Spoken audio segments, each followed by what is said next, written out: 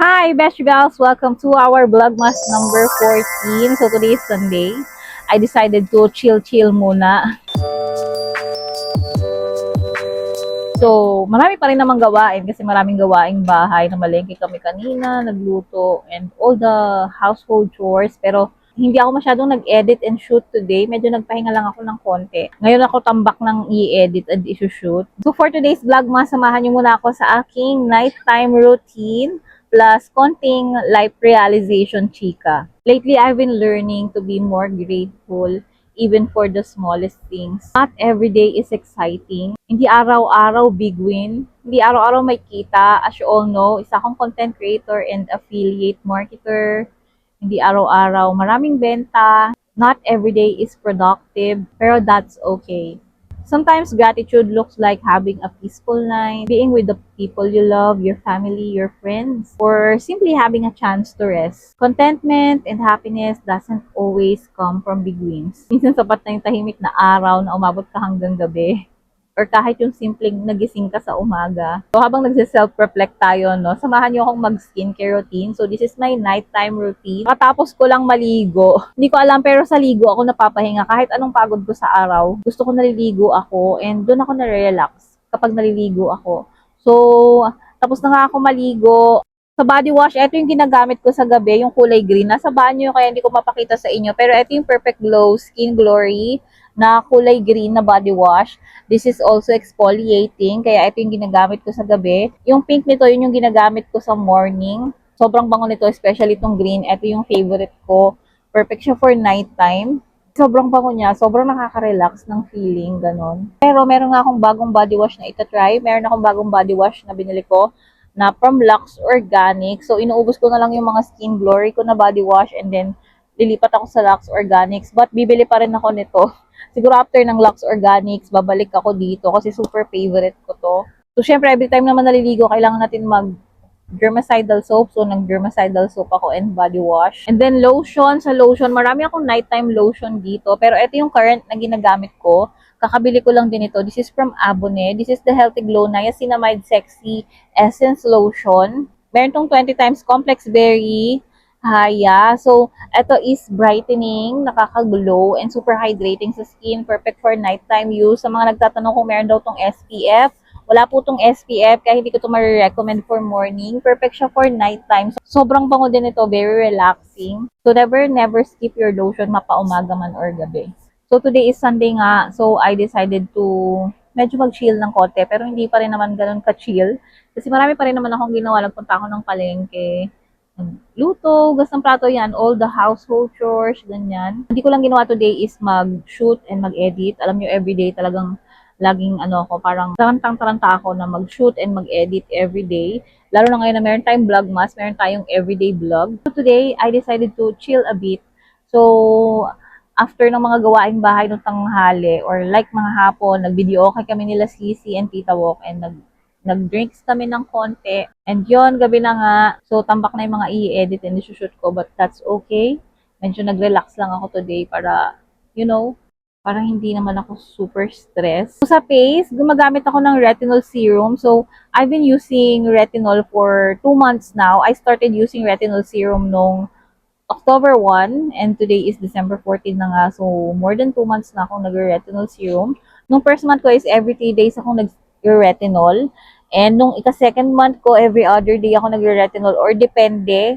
Depende sa pakiramdam ko sa skin ko kung kaya ba niya mag-retinol today. Kasi may mga araw na, di ba, may lakad ako, nag-makeup ako. So, pag ganung medyo na-stress ko yung face ko sa makeup, ayoko munang mag-retinol. I want to rest my face a gabi. And meron akong bagong additional na serum sa aking routine, yung from Glad to Glow na Niacinamide Pomegranate Serum. So, ang ginagawa ko is alternate sila ng retinol and then the next night ipapahinga ko and then ulit-ulit. And tonight schedule ko mag-retinol so samahan nyo ako. So, ito yung gamit kong retinol, yung from Hello Glow. This is the 3-in-1 Anti-Aging Retinol Serum with Retilip technology. Ayan, ito yung ginagamit ko. Gumagamit din ako ng moisturizer kasabay nito. Ito naman yung Smooth Skins Rescue Me 5 times Ceramide Ectoin Barrier Gel Cream. Sa totoo lang, hindi kaya ng face ko mag-moisturizer. Nagbe-breakout ako sa moisturizer. Pero ewan ko ba, sa paggamit nito ng 2 months mahigit, mukhang nasanay naman na yung mukha ko. And maybe, napakaganda siguro talaga nitong smooth skins. Kung sensitive yung skin mo like me, kung oily ka, and hindi mo kayang mag-moisturizer kasi nagbe-breakout ka, ito yung marirecommend ko sa'yo. Because it works for me. Pwede mo tong i-try. So, pag mag-retinol akong ginagawa ko is yung sandwich method, moisturizer, retinol, and then moisturizer again. So, maglagay muna tayo ng moisturizer. Ganyan yung ginagawa ko. So far, so good. Maganda naman yung effect sa akin itong retinol and moisturizer na to. Hindi nga lang ako everyday nagmo-moisturizer ha. Kasi nga sabi ko, nagbe-breakout ako sa moisturizer. Nagmo-moisturizer lang ako kapag nagre-retinol ako. Like, halimbawa ngayong gabi, nag-retinol ako, gumamit ako nitong moisturizer. The next morning, moisturizer ulit ako para lang hindi masyadong mag-dry yung face ko sa retinol. So yan, hayaan ko lang ma-absorb ng skin ko yung moisturizer bago ako maglagay ng retinol ulit. So yun nga, sa kabila ng nakakapagod at mabilis na ikot ng mundo, don't forget to rest, guys. And always be grateful for little things. Ang paggamit ng retinol, guys, konti lang nga, sabi nila. Especially kung nag-uumpisa ka palang gumamit ng retinol, konti-konti lang daw yung gamit. But since serum to, ayan. Medyo marami-rami din yung nagagamit natin. Cream, sabi nila, pea-size lang daw. Just put enough, yung kaya lang i-cover yung face mo. So yun, once na na-absorb na ng skin ko yung moisturizer, maglalagay na ako nitong retinol. This is in serum form. Yung iba kasing mga retinol is cream. Ayan, pati sa neck naglalagay ako. Again, hayaan ko lang yan ma-absorb ng skin ko and then maglalagay ako ulit ng moisturizer. Yun yung tinatawag nila na sandwich method. Layer mo siya with moisturizer. So, moisturizer muna para hindi directly nasa face mo yung retinol. Meron kang barrier. And then retinol. And then moisturizer again para hindi mag-dry yung skin mo. Chill-chill din yung vlog natin today since Sunday and nag-chill-chill din ako.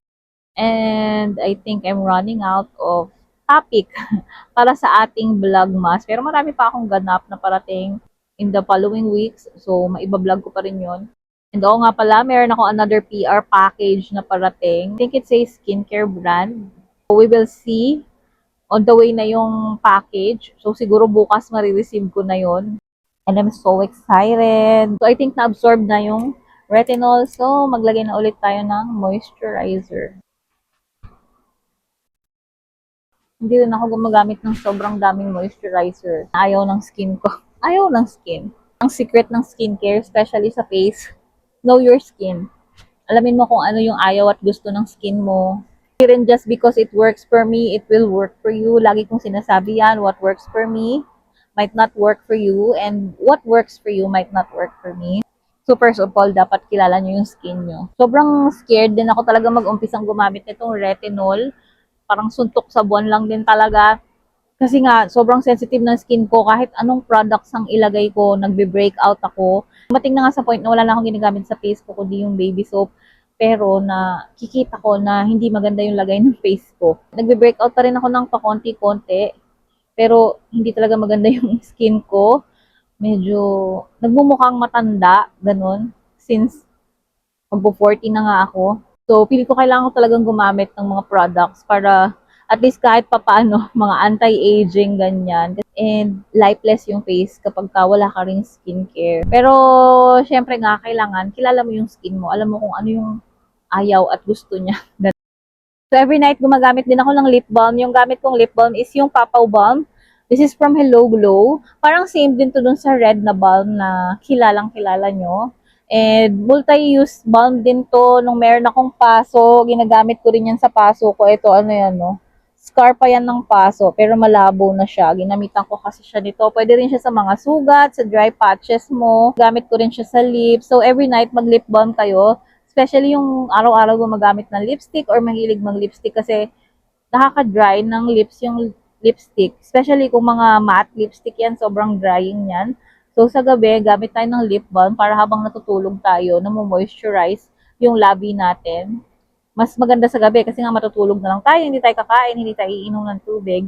So, magsistay siya dyan sa ating lips para pagising natin kinabukasan, ayun, soft smooth na yung lips natin. Parang lotion lang din sa skin, di ba? So, kung merong skincare, meron din tayong lip care. Use any lip balm na favorite mo or meron ka. Pero ako, ito yung gamit ko. And ang mura lang din nito guys, matagal nyo nang gagamitin. Tingnan nyo, matagal na sa akin to. So, yun lang naman yung aking nighttime routine. Walang masyadong marami. Kasi hindi nga ako gumagamit ng masyadong maraming skincare, especially sa face. Sa body naman, lotion lang, ganon. Always remember na importante din yung self-care. Maglaan tayo ng konting oras para sa sarili natin, para alagaan yung sarili natin sa kabila ng busy na araw natin. Small routines like this remind me to be thankful. Yung meron kang oras para alagaan yung sarili mo sa kabila ng nakakapagod na araw, di ba? I think that's it for tonight, mga beshi ko. Thank you for being here, for watching and growing with me. Good night and see you tomorrow for our Vlogmas number 15. Thank you for watching. Don't forget to love yourself. Bye!